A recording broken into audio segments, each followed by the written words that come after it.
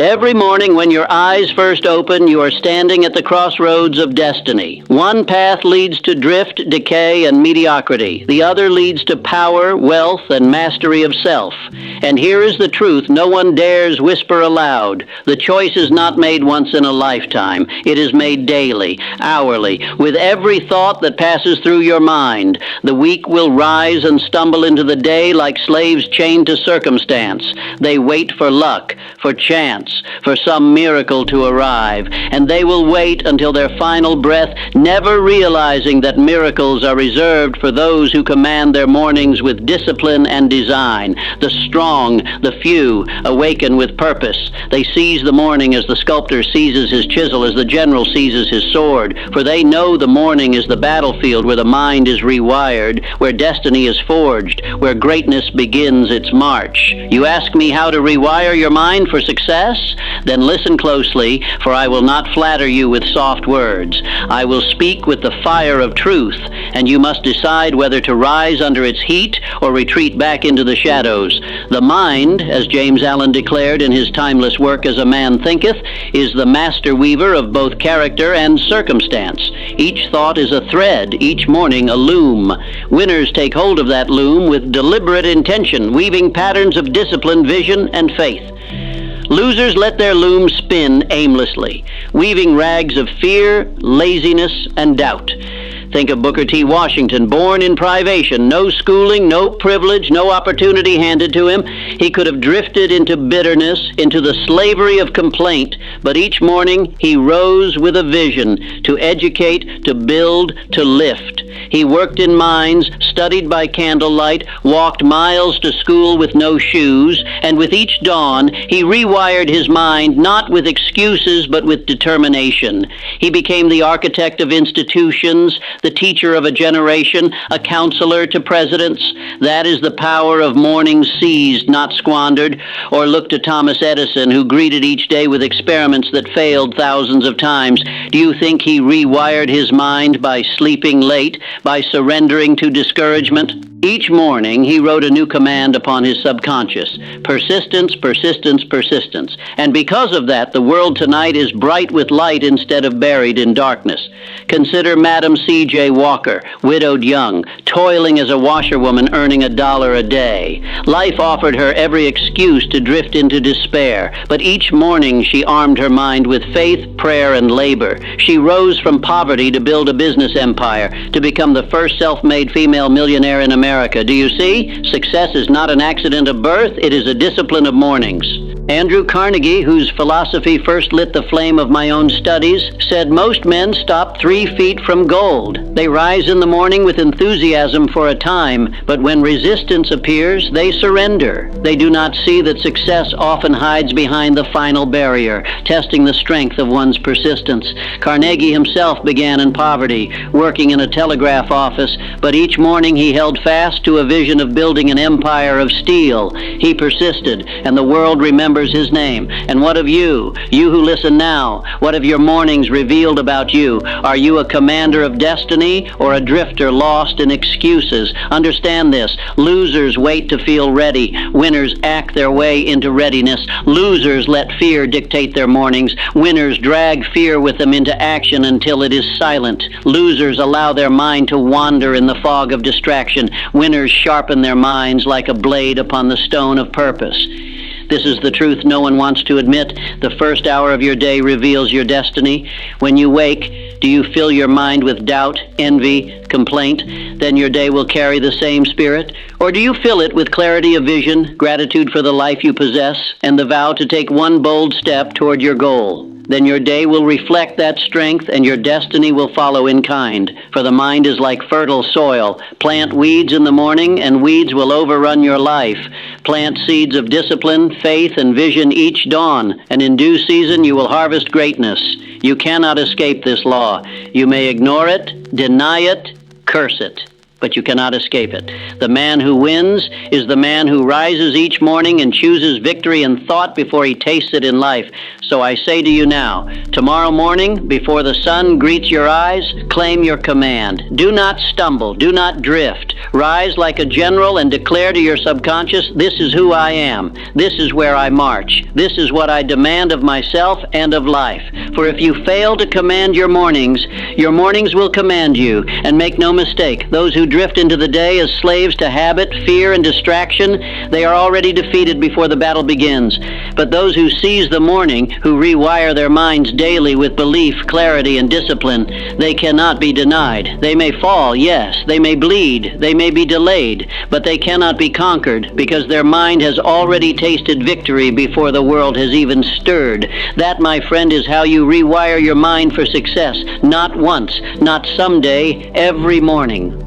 Hear me now, belief alone is not enough. The world is filled with men who believe they could achieve greatness someday. They fill their mornings with wishful thinking, but they never crown it with decision. And so they remain dreamers, not doers. The first principle you must seize each morning is decision. Winners decide swiftly and stand by their decision. Losers vacillate, hesitate, and change their minds with every wind of circumstance. Henry Ford, in the early days of the motor car, was mocked, opposed, even sued. When advisors told him to abandon the horseless carriage, he did not waver. When lawyers told him to settle, he pressed on. When skeptics declared the average man could never afford an automobile, he thundered, "I will build a motor car for the great multitude." That decision, made firmly and daily, renewed each morning, reshaped the entire world. Contrast this with the drifter who begins his morning saying, "I should, I might, I'll try." His words reveal his defeat. He has already surrendered to indecision, and indecision is the breeding ground of failure. The man who cannot decide will always serve the one who can. So when you rise tomorrow, let your first act be decision. Fix your mind like steel upon what you will do that day, and let no wind shake you from it. For the man who chooses commands, the man who drifts obeys. But decision is only the spark. To ignite the flame, you must add faith in action. Not faith as idle hope, but faith that moves the body, that drives the hand, that sets the feet to motion. Alexander Graham Bell was told that the idea of transmitting the human voice through wires was fantasy. Experts scoffed. Journals ridiculed him. Financiers laughed him out of their offices. Yet each morning, Bell rose with a vision so alive that he worked until exhaustion to prove it. His faith was not passive. It was harnessed into relentless action. And though the world mocked, today billions of voices travel through wires and air because one man's faith refused to remain still. Understand this. Faith without action is hallucination. It is the loser's drug, a sweet dream with no awakening. But faith in action rewires the mind to believe not only that success is possible, but that success is inevitable. And yet, even decision and faith would crumble without the third weapon, persistence. For the world will strike you, life will test you, fortune will delay your harvest to prove the weight of your resolve. Abraham Lincoln faced defeat after defeat, in business, in politics, in personal life. He lost elections, lost money, lost loved ones. A weaker man would have surrendered long before history remembered his name. But Lincoln rose each morning with the will to strike again, to walk forward when every step was pain. And because he persisted, he rose from failure after failure to carve his name among the greatest leaders who ever lived. Or consider Orison Swett Marden, whose writings helped light the path of personal development long before mine. He had poured his soul into manuscripts, years of thought, ready for print. When a fire consumed his entire collection, everything burned. Most men would have collapsed in despair. But Marden declared within himself, "The fire has destroyed my paper, not my purpose." He sat down and rewrote every word, stronger than before. That persistence birthed a movement that shaped the very philosophy of success. So I ask you, when you wake in the morning, do you train your mind in persistence, or do you allow the smallest resistance to defeat you? The loser quits at the first blow. The winner says, "Strike again, and I will rise again." And finally, you must master the law of emotional discipline. For even the sharpest decision, the strongest faith, and the fiercest persistence can be poisoned by unchecked emotion. Fear whispers, envy corrodes, anger blinds. These are the thieves of success, and they enter through the mind left unguarded each morning. Booker T. Washington once said, "I will permit no man to narrow and degrade my soul by making me hate him." He understood what most never learn. Anger enslaves the one who feels it more than the one who provokes it. Each morning, Washington chose peace, purpose, and vision over resentment. That is why he lifted himself and others higher. So you must do the same. When you rise, do not surrender your day to irritation, to fear, to envy. Train your mind like a soldier. Command it. You will not drift. You will not fear. You will not be poisoned by the weakness of others. You will be master of yourself. This is how you rewire the mind with decision, faith and action, persistence and emotional discipline. Each morning these are forged like armor, hammered into your subconscious until no enemy of failure can pierce them. And I tell you this, if you make this your daily law, the world may delay you, but it cannot deny you. Circumstance may test you, but it cannot conquer you, because destiny itself bends to the man or woman who rises each morning armed with decision, faith, persistence, and self-mastery. The loser, drifting, waits for life to decide. The winner decides and rewrites life. Now hear me carefully, for I will tell you of 3 forces that, when harnessed each morning, rewire the very roots of your subconscious mind: gratitude, imagination, and autosuggestion. They are not trinkets for the weak, they are weapons for the strong, sharpened in silence, and they determine whether your mind becomes your greatest servant or your most merciless master. First, let us speak of gratitude. Do not mistake it for soft sentiment. Gratitude is not passive thankfulness. It is the mental alchemy by which failure is turned into wisdom and hardship into fuel. The man who begins each morning counting grievances chains himself to despair before the sun has risen. But the one who begins by naming blessings, by seeing in each obstacle a seed of advantage, rewires his mind to see opportunities where others see only ruin. Thomas Edison once said he never failed. He only found 10,000 ways that would not work. That is gratitude, not as emotion, but as discipline. Every morning he gave thanks, not for comfort, but for struggle, for it sharpened his invention. And because of that, his laboratory became the birthplace of wonders. Madam C.J. Walker would kneel each morning to pray not only for her daily bread, but for the chance to serve. She was grateful for the chance to labor, for the pain that hardened her spirit, for the rejection that forged her persistence. Gratitude transmuted her poverty into $1 million empire. And what of you? Do you open your eyes with complaint? Do you curse the day before you have even begun it? Then you are programming your mind to fail. You are handing the steering wheel to fear and resentment. Begin tomorrow with gratitude, spoken aloud if you must, for breath, for strength, for one more chance to strike the rock of life and see if it yields gold. This is how winners prime their subconscious to see doors where others see walls. Now let us speak of imagination. Imagination is the workshop of the soul, the forge where the raw material of thought is hammered into plans, inventions, and empires. Each morning your mind sits before that forge, but most men let the fire go cold. They recycle yesterday's doubts, yesterday's routines, yesterday's complaints, and then wonder why their lives never change. Winners ignite their imagination daily. They see not what is, but what can be. They do not merely live in the present, they create the future in advance. Consider Nikola Tesla, who would lie in silence each morning and build entire machines in his mind. He saw them running, breaking, fixing, improving, all in his imagination, before he ever touched metal.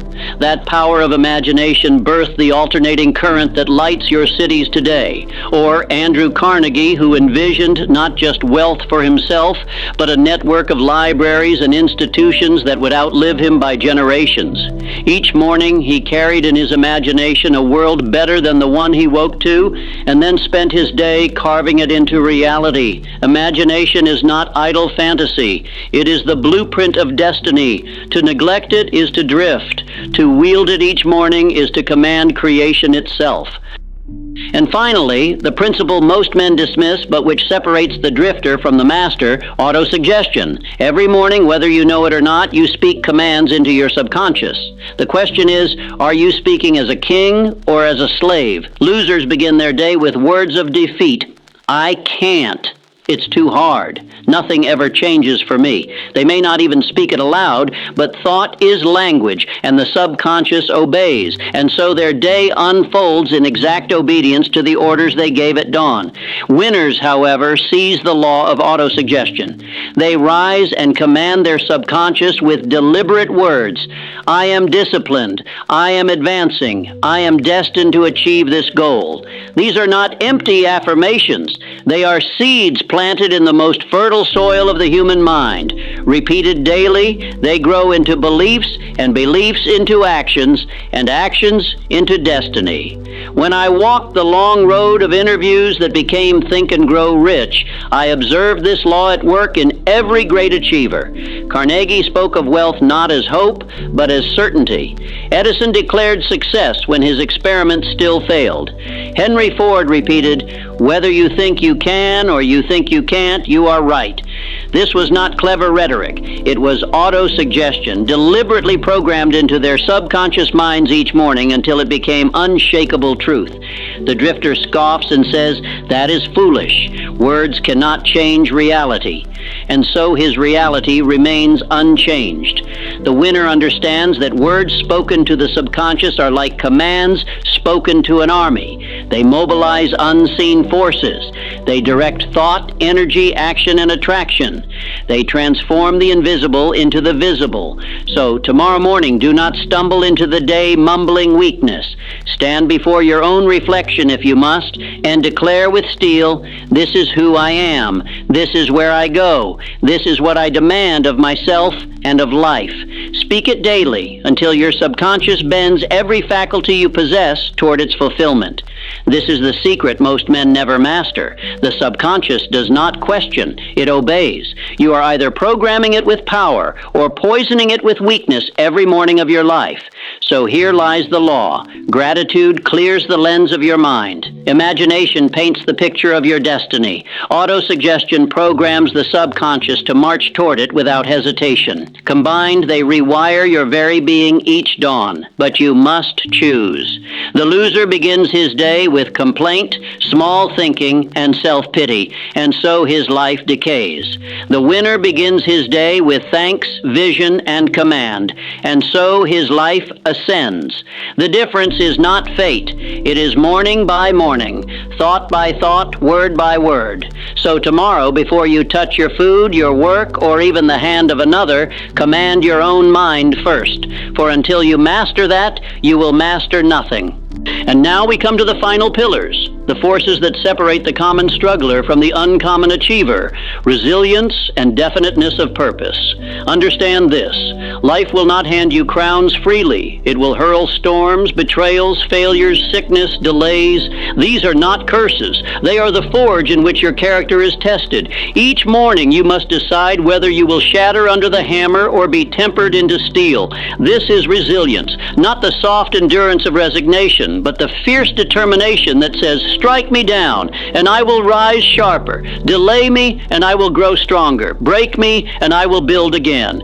Think of Abraham Lincoln. He lost elections again and again. He buried his beloved child. He faced public ridicule and crushing setbacks. Yet every morning he clothed himself in resilience. He did not curse the storm. He used it to harden his resolve. And in time, the man who was beaten more than any of his rivals rose higher than all of them. Or consider Helen Keller, blinded, deafened, locked away from the world before she even understood it. She could have surrendered to despair, but with each dawn she rewired her mind for resilience, refusing to accept the limits others imposed. She became an author, a lecturer, a symbol of human triumph. Do you see? Morning after morning she chose power instead of pity, and what of you? Have you not been struck? Have you not been tested? Then why do you curse the very trials that are forging you into greatness?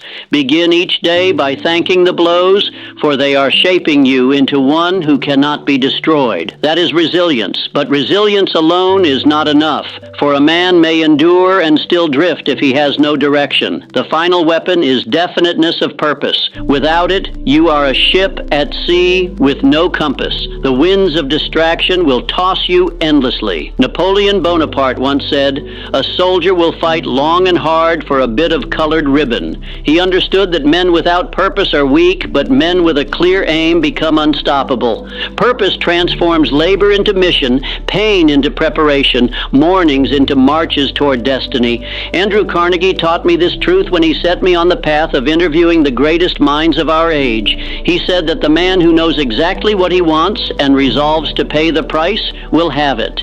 That is definiteness of purpose, knowing what mountain you climb, what flag you plant, what legacy you build. Thomas Edison rose each morning with one obsession, to harness light. Henry Ford rose with one obsession, to build a car for the multitudes.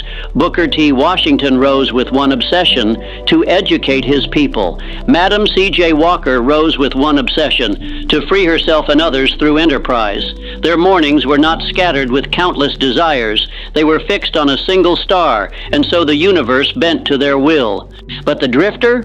He begins his day with no purpose. He flips through distractions. He chases whims. He envies others, and he wonders why his life never changes. He is a ship without a rudder, doomed to crash upon the rocks. So I ask you, what is your purpose? What vision calls you so loud that you cannot ignore it? What goal burns in your heart so fiercely that you would endure ridicule, delay, and sacrifice to see it realized? If you cannot answer, you will drift. If you can, you must rise each morning and command your mind toward it until it becomes your very identity. And now, let me leave you with this truth, the one truth that binds all these laws together. Your mornings are your kingdom. Rule them or be ruled. Command them or be commanded. Rewire them or be rewired by fear and drift. Do not tell me you will begin someday. Someday is the altar where losers sacrifice their dreams. Begin tomorrow. Begin at dawn. Begin by mastering the first hour. Rise with gratitude so your heart is unpoisoned. Rise with imagination so your mind is alive with possibility. Rise with autosuggestion so your subconscious marches in your service. Rise with decision, faith, persistence, resilience, and above all, purpose. For this is the truth. Winners are not born. They are programmed, forged, rewired, morning by morning, choice by choice, until greatness becomes inevitable. And you, yes, you listening now, are standing at that same crossroads with which I began. Drift or decide, surrender or command, lose or win. The world does not care what you intend. It cares only what you rewire into your very being each morning. That is the battlefield. That is the forge. That is where destiny is decided. So tomorrow, when your eyes open, do not rise as a slave. Rise as a general. Rise as a master. Rise as one who commands his mind, his day, his destiny. For the truth no one wants to admit is this: the difference between winners and losers is not fate, nor fortune, nor favor. It is the mastery of mornings. Win them, and you will win life. The first hour of your day is the throne upon which destiny sits. Winners claim it. Losers surrender it. Now I ask you, which are you? Declare it in the comments below. Not tomorrow, not later, now. For every word you write is a command to your own subconscious. And if you have the courage to rise with me, share this message with one friend or one family member who drifts in darkness. For no man truly wins alone. He lifts others as he climbs. Do this, and you will prove today that you are not a drifter, but a commander of destiny.